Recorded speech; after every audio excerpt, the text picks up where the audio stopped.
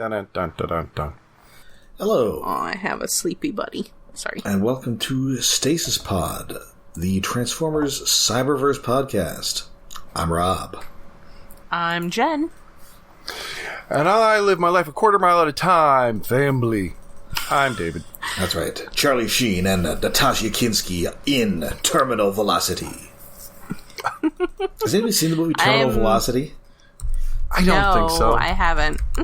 Unless I saw it back in the 90s. Well, for starters, it was one of two skydiving-themed action movies released in 1994.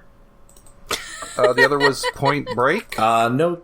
Point Break is a couple years earlier. The other one was Drop Zone. Oh, never heard of that. That's with Wesley Snipes and Gary Busey. What? Yeah, Drop Sure. Zone. Sure, that sounds like a thing. Gary Busey is like a rogue government agent who recruits a team of skydivers to perform like a heist. Like you do, just normal things. That sounds like you're just making this up as you go, but apparently it is real? That's a real movie. Oh, I missed the Wesley Snipes movie. Meanwhile, yeah, this is about Charlie Sheen, who gets involved with like a plot involving Natasha Kinski and a long before the Sopranos James Gandolfini. Huh. That it also involves skydiving. Okay, Cool. so skydiving was way more popular in the 90s. It was, it's I the do case of... feel like it got a lot of attention in the 90s. I mean, I think part of it was that Point Break was like 91, and that was a big hit. Yeah. And it has that big skydiving scene, so they were like, well, why don't we make the whole movie out of the skydiving scene? That, And then I guess wrapping up the end of that entire genre was Power Rangers Turbo, the movie where they started skydiving in the beginning of that movie. Or was that in the first Power Rangers movie? No, that's the first Power Rangers movie where they're skydiving at the beginning of that movie. When was the first one? That was like 95, so the year after this. Maybe 96. But no, 95, definitely. Anyway, nothing to do with skydiving is. But no, this episode unfortunately doesn't have anything to do with that, which is, this could definitely use some skydiving or something. Because this is one of the weirdest episodes of Transformers ever made. Yeah, the mood whiplash is intense. Yes, I mean, if you wrote down like a couple sentences to describe this episode, it wouldn't sound bad, but the execution is very... Why? This is 100% something you can't do in 11 minutes unless you're going to get a lot more serious with it, which they're not. Yeah, No. Just, oh my god, the very, very end, the just, like, last 3 seconds is just, like... Yeah, it's like very what the fuck. Well, the entire episode is kind of like that. Like, it starts with an A plot, and then a B plot just crashes into it and derails. Yeah. What would have been a dumb A plot, but the B plot's like, why? Is it something that's going to come up in the future? No. Oh. No. Then what the fuck is this? Nope, this never comes up again. Then this episode is very confusing. Anyway, let's start it. So yeah, this first aired in the US October 20th, 2018, written by Gavin Hynite, who is also the guy who was responsible for a lot of the Transformers War for Cybertron trilogy. Oh no. Indeed. Oh no. And did do a couple episodes of Earthspark. First season or second season? Weirdly, one in the first, one in the second. Okay, Oh. okay. And yeah, we'll do a lot of Cyberverse going forward. Okay. Also wrote for Star Wars Resistance, that cartoon that Resistance? I'm not sure anybody... That's not Rebels. It's the one that takes place in, like, the sequel trilogy timeline. That's the one with the little... That's the, like, younger pitched one, right?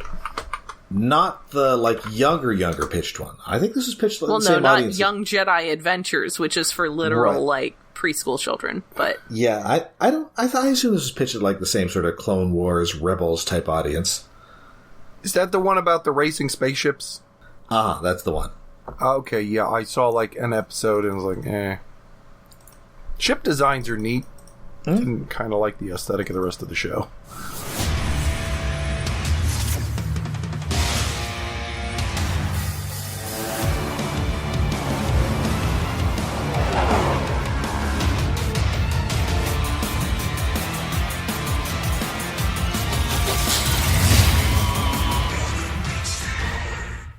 Anyway, so this one involves Velocitron, the racing planet. The Hot Wheels planet. Yes, and I will say that at the very least, this is more visually interesting than what they did on Cybertron. Yeah, it's a pretty good looking. It's pretty good that was looking just endless flat roads through the barren wastelands. Yeah, at least this has some loop-de-loops and like a hub city that leads off. Yeah. It does feel a little bit like a Hot Wheels track. Yes.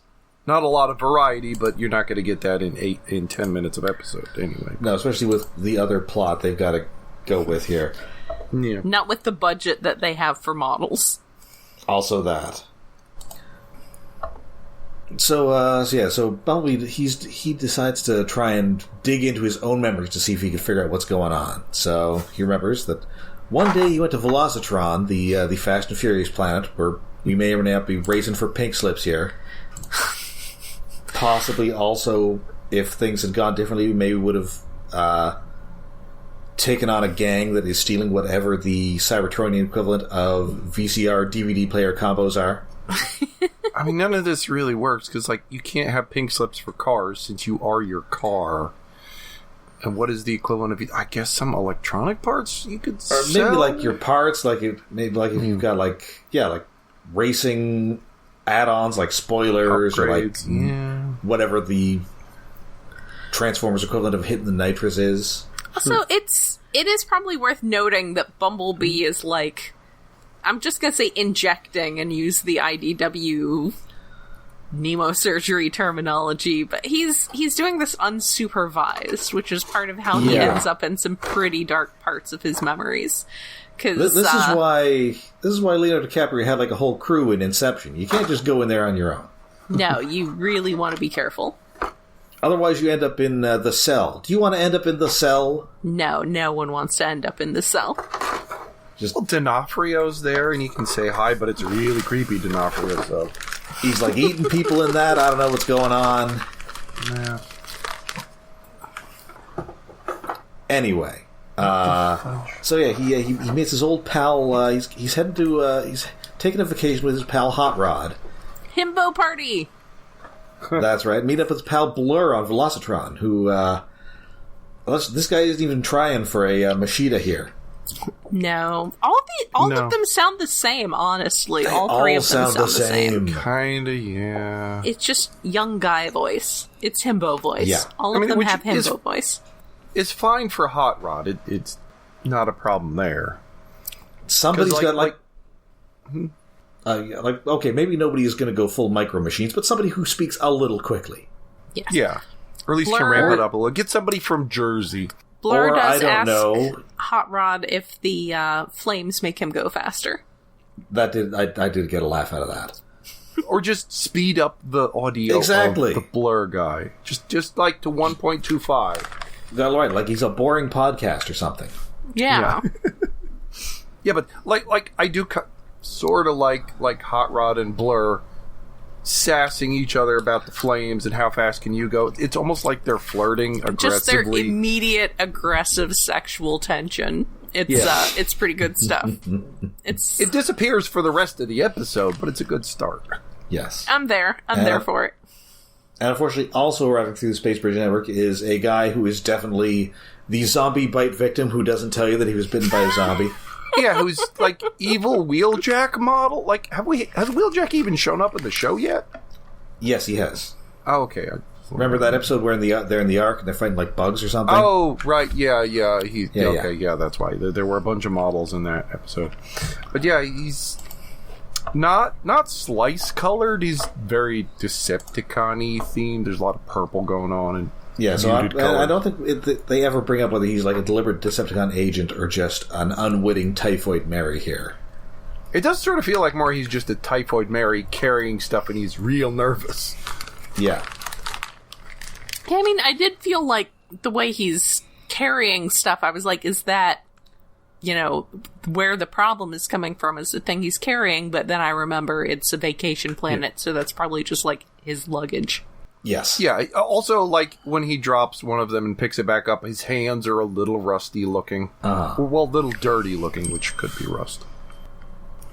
But yeah, it kind of feels like he's just a guy running away with sacks of money who happens to have a disease. Yeah, this guy does indeed have cosmic rust, which you may remember from the episode of Generation 1 that was apparently intended as like an AIDS metaphor. Really? I can see that. Yeah. I mean, I could see that idea, but I don't think that episode worked that way. I mean, it's not a great episode. No. What, Cosmic Rust? I mean, it's an okay episode. I love that episode because it's like, it's a Perceptor episode. So it is a Perceptor episode. I'm biased because I just enjoy anything that's got that much Perceptor in it. But yeah, I'm trying to think, where is it here? But they never actually call it Cosmic Rust. It's almost like they're intentionally not calling it Cosmic Rust. But yeah, I think that one of the who wrote this? This is they call it the Plague of Rust. Yeah, the Plague of Rust. This is a Paul Davids episode, and I vaguely recall that he went to a BotCon and talked about this being about AIDS. Really? Cosmic Rust? Yes. I mean, okay. Cosmic Rust. Sure. I mean, I guess they do shun the people who get it. Exactly. Okay. I guess I can see that. And this is from, like, 1985 and probably written in, like, 84, so we hadn't quite figured out what the whole deal with AIDS was yet. Right. I mean, at no point did they attempt to scrape the cure for AIDS off the Statue of Liberty. No. Also, that's the episode that begins by talking about an Autobot colony that was thriving at the dawn of time. That's right. Which raises a lot of questions. I now want to go back and rewatch that episode. That's like at the beginning of the episode, too. Yeah. Yeah, like, right away. Anyways. I like it. I like that episode, but like I said, I enjoy any episode with that much Perceptor in it. It's kind of like me with Grapple. Yeah. That's understandable. He's pretty great, too. Which R.I.P. to Peter Renaday. Yes. Voice of Grapple, and also Splinter, and also the robot Lincoln at Disney World. Oh. Nice. Like voicing Lincoln was like an ongoing thing for him. Like, I think he shows up on like an episode of Batman: The Brave and the Bold as Lincoln. Oh, cool. Oh. Anyway, so we got the actual voice of Robot Lincoln for our cartoon. Yeah. Well, I mean, it's not like he hadn't done cartoons before. Well, yeah, I know. It's just interesting. And I think he was like an old school Disney guy. Like, I think he might be in those live action Kurt Russell movies in the 60s. Oh, wow. Which, incidentally, of course, also have Frank Welker. Yes. Yeah. Live action Frank Welker. He's like Kurt Russell's buddy. Some of the rare glimpses of live action. But he's not even a bad looking guy. No. Is that what the Computer Wore Tennis Shoes? Yeah, like Computer Wore Tennis Shoes and The Strongest Man in the World, that sort of thing. What if there's like an alternate universe where he has Kurt Russell's career and Frank Welker was Snake Plissken and is also married to Goldie Hawn somehow? Anyway, so back in reality, Windblade is we're still on this ship, and this time the Seekers have found it. We've got two new members of the Seeker fleet here. We got Thrust, who does not have a cone head. What? He's supposed to have a cone head. There was a Thrust in this episode? What? Yeah, it's Thrust and Acid Storm. Oh, right, because we just see him in jet form. Okay. It was Thrust? Yes. Weird. Yeah. Huh. And, of course, Acid Storm, a famously confusing character on this series, because sometimes they use the female Seeker character model, sometimes they use the male one. Yeah. and voiced by a woman. Well, this, we just see the alt mode only. Just in the jet mode. I'm not even sure they have any lines. No, she does. She has a line. I wasn't sure which one of the two of them that was speaking that line, so... Or, well, is Thrust also female? No, Thrust is just... Thrust, I believe, is just a guy. Okay, then it was Acid Storm because it was another female voice besides Slipstream. Okay. Yeah, because Slipstream also turns up. Yes.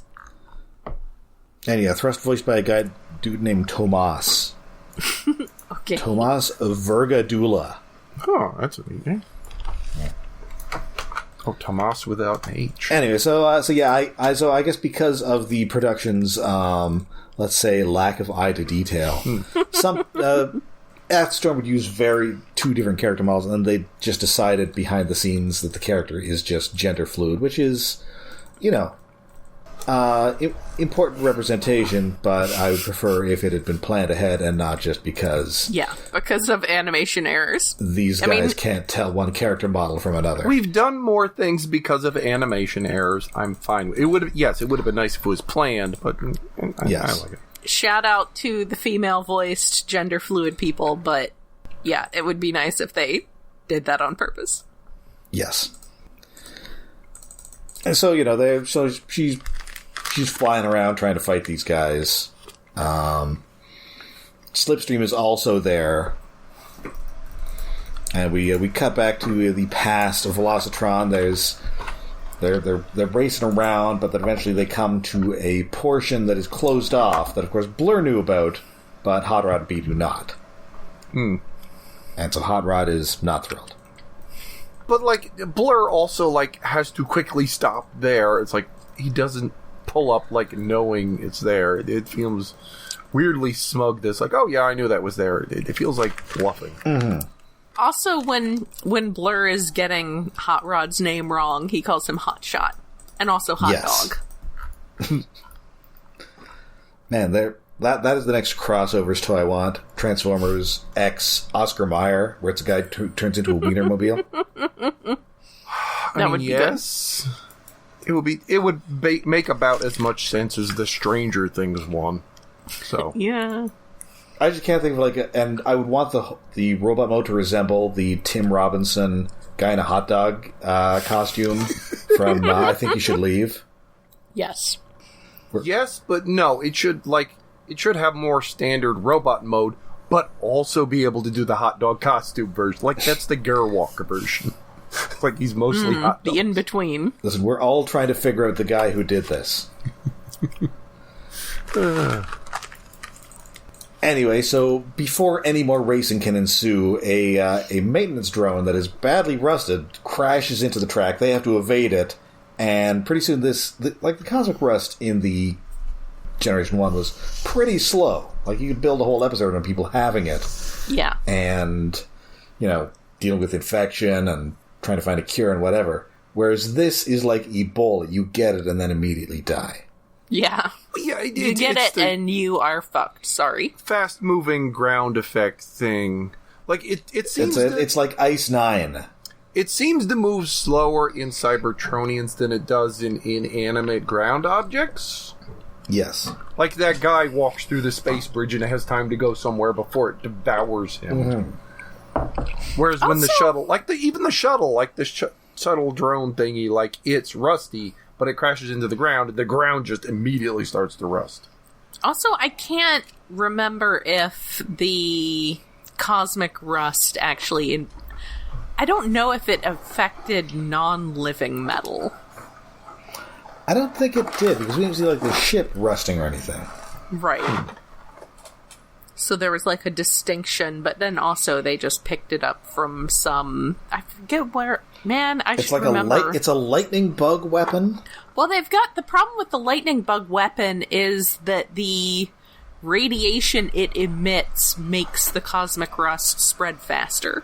Oh, okay. So then Megatron has this whole conflict between wanting to use the super weapon and the super weapon killing him.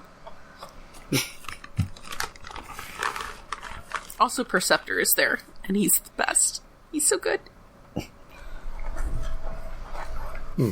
Anyway, so yeah, this is quickly like spreading over the entire planet, killing everybody. Like we see a couple guys wandering around as basically zombies. Yeah. Yeah. Oh yeah, because like Blur wants to run back to he has a hideout somewhere, which is just a garage, which I guess is far enough away from the rust that it seems fine. But then yes, a decomposing rusty guy rips into there. It just dies in the corner, and then the entire it building says red rust. Yes, red rust. Like almost says red rum. Yes. Red rust. Well, that's basically, I assume that's the reference, yes. Yes. But yeah, he just collapses, and then the entire hideout just starts to dissolve. Mm-hmm. They don't call it cosmic rust, though. They consistently refer to it as, it's like the plague. Plague rust, or the rust plague. The plague, yeah, would they have to pay Paul Davis royalties or something? Yeah. Because Cosmic Rust really is a cooler name. Yeah. I don't know what was going on with that. Yeah. Anyway, so they're running away. We also get a bit of we cut back and forth between Windblade and the Seekers here, and it's okay. It's fine. There's it's a totally okay action scene, but these are just kind of more generic-y Seekers that aren't really given any kind of personality. Yeah. They're just there. They're henchmen. Well, it's Slipstream there, but yeah, they're nothing... hench folks. Yes. Really? Well, okay, Slipstream does sort of get the moment of trying to crack the glass on the cockpit, yes. But it's It's A plot being annoyed by B plot. Yes. So we cut back to Velocitron. This hideout is boned, so they have to get to the space bridge to abandon the planet, which is now doomed. But unfortunately, Blur has indeed been infected. So because they know that if they wasn't as fast as he thought. No, because they knew that, and because it's so dangerous, they're going to have somebody shut down the space bridge, and for whatever reason, they have to shut it down from that side, even though you'd think you'd be able to shut it down from both sides. Well, I feel like you would really want to be able to shut it down for both sides. I mean, that seems like a concern. I think maybe the idea, although they don't explain it, is that, I'm shutting it down permanently so it can't be turned on again. Well, I mean, I don't think this planet is too fucked. But the thing is, that's not going to be a problem for long, because it's also going to be consumed by this rust. Yes, but also the problem is, spoiler, Blur disintegrates into a pile of rust dust and just blows away. Like before Bumblebee actually goes into the portal. Yes. So, it's not like Blur was turning it off after Bumblebee went through the portal. No. But it's weird. Like, admittedly, Blur had to stay there because he's infected. Yes. He is a smart zombie-infected person. It's important for this episode, somehow, despite it not being important for the tone of this episode, because the tone of this episode doesn't know what it's doing. No. It just feels like bad direction, despite the fact, when we see Blur infected by the rust, it's subtle but noticeable. But that he dissolves before Bumblebee goes through the portal confuses me. It's dumb. Well, you see, Bumblebee needed to see his friend die. He could have been, stepping into the portal. He had to turn around and it was important for Bumblebee's trauma. You see his friend die. Except the trauma does not seem to actually affect him at all. No, because it cuts to credits. Yeah, well, we get a resolution to the Seeker plot where she goes into space, and Slipstream can't follow her into space because she's just a jet and not a space jet. And then, Bumblebee wakes up and he's like, whoa, well, that just happened. And there's a cheery little dun-dun at the end. And then the episode is over. It's insane. Yeah, it's like the Megatron episode, this should have been... Thousands, possibly millions of people just died in instants. More. This whole planet, this whole Bumblebee goes, he relives this memory of this time that he saw this entire world wiped out, including his friend, and then he's like, whoa, that was weird. Yeah. Like, just, it has the story that is an interesting story, but the way that it's told is just completely unhinged. Yes. Yeah. It doesn't know what it's feeling. I don't know. It's not good. It's a mess. Mm-hmm. Just there's that little musical bit when they do that. What both of them say at the same time in a split screen is, "I'm glad that's over." Yeah. Oh, yes! Yes! Okay, but all of those people Okay. died. Yeah, my mind actually sort of blanked out that, well, glad that's over line, because it feels so wrong after Blur dissolving and It probably, like, you know, dying. What? in Transformers the movie, when Optimus Prime dies, they don't just have a dun-dun. Yeah. Just the story doesn't know what it's doing with itself. What the hell? Yeah, like it. Hell. This should have been an episode where there was just some shenanigans on Velocitron. The tone is and just like, completely unhinged. Like a normal race thing, but for some reason, like it has like Windblade being chased by the Seekers, Bumblebee going to a vacation race, and the plague destroying an entire world. Yeah. Yeah. You cram too many ideas into a 10-minute chunk, and it doesn't work other than confuse. It's like, why? Blur shows up for one episode and is dead. Too many, like, and it doesn't mean anything. feelings. Like, things you need to sit with and process. And this never comes up again. No, it never comes up again. Okay, we're never seeing Blur again. What the Nope. fuck? Well, he's extremely dead. I mean, he's definitely super He's dead. done. It's So just, he's dead. like, if this was setting up that, oh, the plague is going to come back at the end of the season, or it's get used again next season. Nope. But if it's not, why this episode? What lesson could Bumblebee possibly learn from this flashback of someone dying again? Absolutely nothing.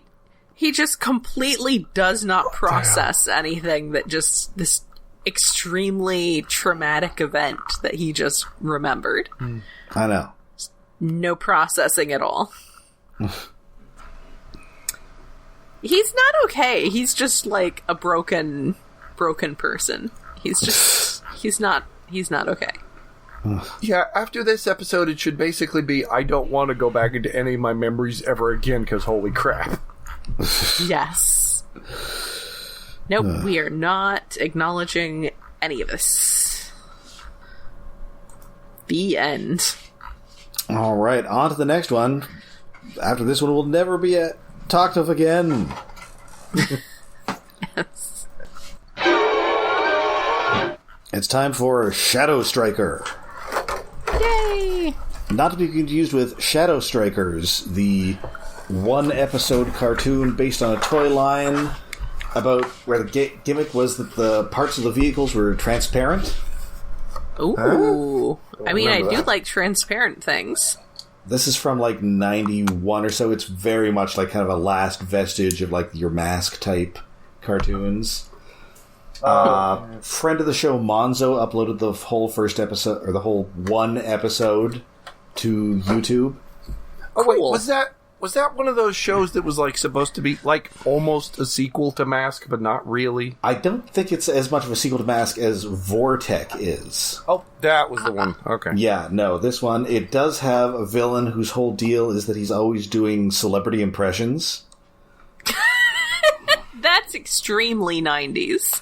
Yeah, that's ahead of its 80s, time there. But well, I guess it is I don't know. 90s, You had but... more. I feel like you had more like silly, gimmicky. Yeah. Silly gimmick. I feel like villains in the 80s were trying harder. Whereas in the 90s was when you got like Jay Leno Ghost from Big Bad Beetleborgs. Hey, Mavis, you hear about this? Beetleborgs. But no, we will definitely have to link the, at the very least, the villain introductory scene there, which is terrible, but it's 100% here are some toys, introduce them in 2 minutes. Oh, yeah, I think I do remember seeing at least that scene where it felt like that panel in the G1 comic, the first issue, where everyone's spouting off their personality. Yeah. In like a panel. And the one guy is indeed doing a bunch of celebrity impressions. That is Chameleon Man. I believe Mons described him as like an evil Scott McNeil. But no, Shadowstriker, which is 1 word in the title of the show, but apparently 2 words in the title of the character. Oh, I thought... Huh. Okay, that would be why. Like, I wrote it down when I started to capitalize Striker, and it's like, wait, no, that feels wrong. I don't know why. I just hope you finally dealt with that drinking problem. Oh... and of course, Shadowstriker has a toy out now. In the a very ugly-looking toy. I mean, she has that kind of like weird engine block for a chest, but also it looks like it's crammed with hot dogs. Yeah, like the hot dog engines, like the proportions are just like the torso is a block, and then the legs are just skinny. It's very, I don't like. It's pulling from the BotCon version. It's a mashup of the BotCon version, which was the original, and the Cyberverse version, and not doing a great job of being either, unfortunately. But so this is first aired October 27th, 2018, written by Kate Leth, writer and web cartoonist, last seen doing Whiteout, and who will be back in a few episodes. This does kind of feel like, hi, I'm Kate Leth, and this is my OC. Kind of, but listen, they've been trying for a long time to make a new Decepticon lady stick, and... Well, like, Shadowstriker, like, was a thing before, like, at least in the toy line, in, one of the, I think, Rise of the Fallen, or one of the early movies, like, there was like a legend that was kind of vaguely based on, and that's why they had the name. But, like, this just try and give her, like, a thing. I mean, to be fair, there was also when we realized back during Transformers Animated that the same guy wrote every episode with Lockdown in it, so... Yes. Yeah. Like, it's not like writers don't do that sometimes. Mm-hmm. The idea of Shadowstriker being a rival to Bumblebee was introduced in that little Legends toy. Ah, okay. Like, back when they had box text talking about the toys. Remember those times? What? So long ago. I miss Age. those days.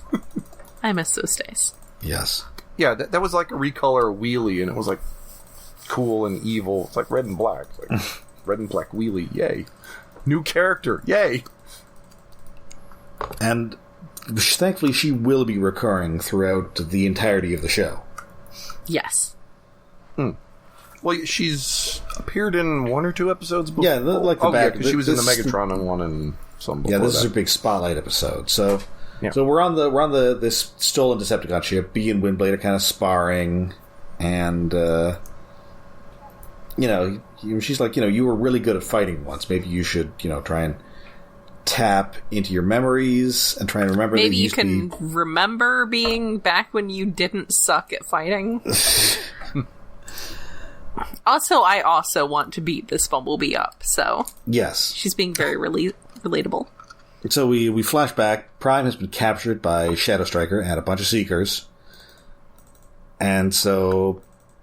Again, back at the Decepticon scummy hideout. That's right. John Taffer is going to come into this place and yell at them to clean out the grease traps. Yes. So Bumblebee has followed them. He he's about to just bust him out, but instead he finds that the room that they've kept him in is also where they kept all of their energon, which of course is highly explosive. Yes. In this setting, it is highly explosive. Yeah, so he's trying to drag him out of there, but instead, Shadowstriker's there. She starts shooting at him, and he's like, what are you doing? You could blow us up. So instead, okay, why don't I just stab you to death instead? That's fair. So stabbing, however, does not ensue. So she indeed decides to just, take her gun out, start shooting. Bumblebee shoots back, hits the energon, and kablooey. All goes up. Yeah, because he's walking away while dragging Prime away. And, yes. he's out of the warehouse full of explosive energon. It just becomes an action movie scene right there. Yes. It's like at the end of the movie, he's like... Gotta walk away from the explosion. Yeah. It's important. And of course, like which anybody who die... should have atomized her, but... But no, Windblade says that, she did come back. Sort of. Yee. So we're flashing forward some more. He's fighting a Seeker. Grimlock is there on the radio with his weird Grimlock's new brain voice. Yeah. Mid-Atlantic on the radio, Grimlock. But because he's Fraser Crane now. He's hosting his psych program on the air. What was it called? It was just the Fraser Crane. It was just the Fraser Crane show. Okay. On KACL Seattle. Followed up, of course, by the Gonzo Sports Show with Bob Bulldog Briscoe. Hello, Seattle. I'm listening. I remember that part. I just forgot that it was had a title. Anyway. Hey, baby, I hear those blues are calling. Toss salads and scrambled eggs. Anyway, so yeah, he's in this tanker. It's gonna hit Iacon and explode. So he's trying to veer it out of the way, but instead Shadowstriker is there, and she is indeed now like a horrible Frankenstein. Yeah, she is made of pieces of different robots, which seems like it would be complicated by the whole transformation thing. Yeah, I guess they all have the same alt modes. Yeah. Yeah, just her alt mode just is slightly different colors. But I like that she says that the spare parts used to rebuild her were part of her team, as in the other Seekers, the Seekers that were blew up around it. I like the evilness of that. Her guards. Yeah, and the same with the previous episode, it feels like there are some really, fucked up ideas coming into this show that maybe somebody at Nickelodeon told them to tone down. I don't know. Or it was on Cartoon Network at this point. Really? Okay. Yes. In as much as it was on anything. Yes, it was on at, the coveted 4 o'clock in the morning time slot. Yes, like GoBots now. Yes.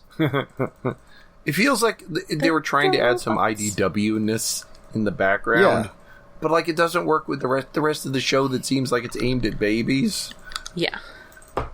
Yeah, something, you need a little, something more, even I think Robots in Disguise would have handled this a little better, but something along the lines of a Beast Wars or Transformers Prime could have kind of got in on this. Or Cyberverse has some unpleasant body horror stuff with a person. Yeah. It's super messed up. Well, so did Prime. Yeah. But yes, Prime also. Yeah, this Shadowstriker, this episode does feel like a Robots in Disguise episode. Yeah, she is kind of super villainy. In that it's focused on one weird villain. Yes. She's just not animal themed. Aw, she should be animal themed. Should be Panther themed. Well, she's Frankenstein themed, so she doesn't really need it. I guess. She should have a team of monster guys. Put it with Night Strike the vampire guy. Oh, and yes, actually. Oh, yeah, because she was working with some her monster squad who got blown up, and she's now parts of them. And then you get Steeljaw, who's the Wolf Man. Yes, yeah, he is. I don't know. Maybe get a mummy guy. I don't know. This sounds like a great... You don't need a robot mummy. Okay, maybe an Invisible Man, or... Well, you just have a Mirage knockoff, yeah. You just have Mirage. You already got one of those. This is good. I would like to see a Transformers Monster Squad. I mean, we do have those crossovers toys, which I really do like. Yes. I have them on my desk next to me. Draculus and Frankentron. Hopefully we're getting a Wolfman or a... Give me a Gillman. Yeah, or a Gillman. I would appreciate a Gillman. I don't know if they could do like a female Transformer who has like a head that big, but I'd appreciate a Bride of Frankenstein. Yeah, you'd have to find an You'd really need mold. some space for the big beehive, but you can do it without the beehive. Anyway. So, so she's, she can't, knife fight the way that she used to because she's a horrible, malfunctioning Frankenstein. So, her only mission now is just to kill Bumblebee. I mean, I feel like as nemesis go, Bumblebee is kind of like, that's kind of sad. I feel like you're not quite beating up on a child, but it definitely feels beating up on a child adjacent. Especially this Bumblebee, yes. Well, yes. Yeah, I mean, if you're like animated Bumblebee. Well, animated Bumblebee did have a nemesis, and that worked because animated Bumblebee was kind of a dick. Yes. Yeah. He's like the most asshole-ish of all Bumblebees. But this is like being an adult Power Pack villain. Yeah. Yes. Yeah. That's about right. It's a little embarrassing, and quite frankly, the police should probably check your hard drive. Yeah. he's not worth it. He's not worth the trouble. I mean, he's kind of an adult here, but they don't really separate, like, mature, cool guy Bumblebee from his current, man-child, goofball stage. I mean, look at the Cube episode. That was him was him before he got literal brain damage, and he was still a dumbass.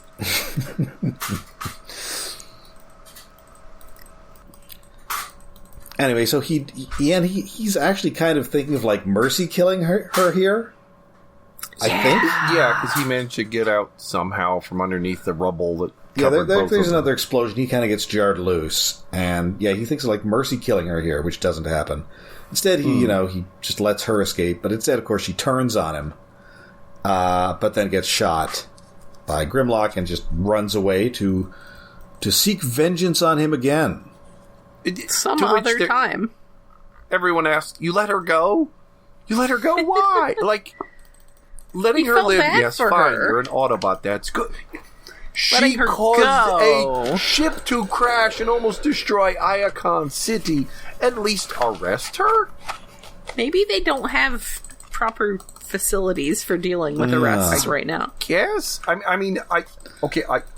do not like the fact that I'm encouraging Bumblebee to be a cop.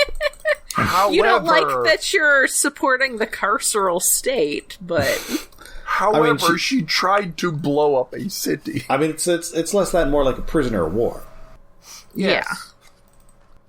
Yeah. He's not going to send her to the disintegration chambers like he's a GoBot or anything. Yeah, but letting dangerous Frankenstein go to commit more crimes and try to murder you again. Look, GoBots don't fuck around. You got to send her to whatever like your equivalent of Arkham Asylum is. Yeah. Or, I don't know, the Vault. Great, now I wish this episode had been like Wheeljack creates a Frankenstein and it's chasing him to his death. Ooh. I mean, like an actual version of the Frankenstein novel. Oh, well, because for that, check out the Generation 1 episode, Autobot Spike.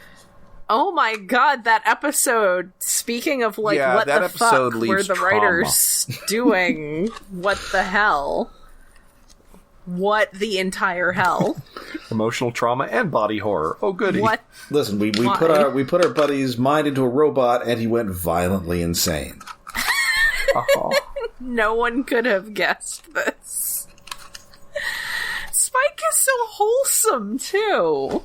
Yeah. He's just got that, like, 80s cartoon kid character wholesomeness, and, God, that episode's so messed up. Oh, that was a Glut episode, and doesn't involve Dinobots. But don't forget, Glut also loves Frankenstein. Yes. Yeah, I guess. He had one really good episode, one good horrifying episode in him. It's so weird. I mean, that the Dinobot so episodes weird. are fun, too, but, yeah. So yeah, that is it for the episode. We just get a brief cap on this when B's all like, well, it's important to know when to fight, but also to know when not to fight. A lesson has been learned. Yes. And so that is it for us for this week for Cyberverse. We'll be back with more exciting Cyberversian adventures next time. Until then, we are on Twitter, we're on Facebook, we are on Mastodon, and we have a Patreon. Yes, we are hosted on iaconunderground.net, where we have a Patreon set up to help with hosting and other expenses. That is patreon.com/iaconunderground. For the month of September, it's my birthday, and Transformers 1 is out, so we are going to be talking about aerial bots and Orion packs, and that time they went back in time to witness the start of the war. So we are going to be watching the Generation 1 episode War Dawn. I think by the time we record it, we'll probably have watched Transformers 1, so we might get a little spoilery, but I can't commit to that at this point, because we haven't recorded it yet. Yeah, we'll probably at least mention that. Yeah, so next time we are working on the docks. Yes, though if you join now for as little as $1 a month, our August episode was the episode of Gem where the Misfits are accessories to murder. That's true. Attempted murder. Attempted murder. Oh, really? Attempted murder? Hawaii. Do they give a Nobel Prize for attempted chemistry? So yeah, that was a lot of fun to record too. I dug one of my old Gem audio cassettes out to play in my old audio cassette player over the speaker, so that was fun. So that is patreon.com/iaconunderground. We really just have the $1 a month or more if you really want to chip in tier, because expenses aren't that high, but they exist. So I gotta spend all my actual out-of-pocket money on cat litter, so I need the help. But yes, that is our Patreon. Alright, so until next time, when we're grabbing a drink at Mac Adams and listening to all y'all, because it's a sabotage. I'm Rob. I'm Jen, and I am going to go drink a nice glass of Nightmare Fuel now. I need to put a Beastie Boys episode in a song in the next episode and risk us getting copyright hit. We will get hit so hard. Listen, I can't stand it, David. I know you planned it. I'm gonna set it straight this Watergate. I think it's only caused a problem once in the past. I forget what song it even was. There was that song from The Meg. Oh, yes! That I had very strong feelings about. Oh, because it was really hard to find. Apparently it's really hard to find because it's... Which one? It's a good cover. Wasn't it Hey Mickey in Thai? Yes! Well, apparently it's really hard to find because it's heavily copyright policed. But it's really fun. Almost got sued by, what's her name? Tony Basil. Or her Thai equivalent. Good night. Good night.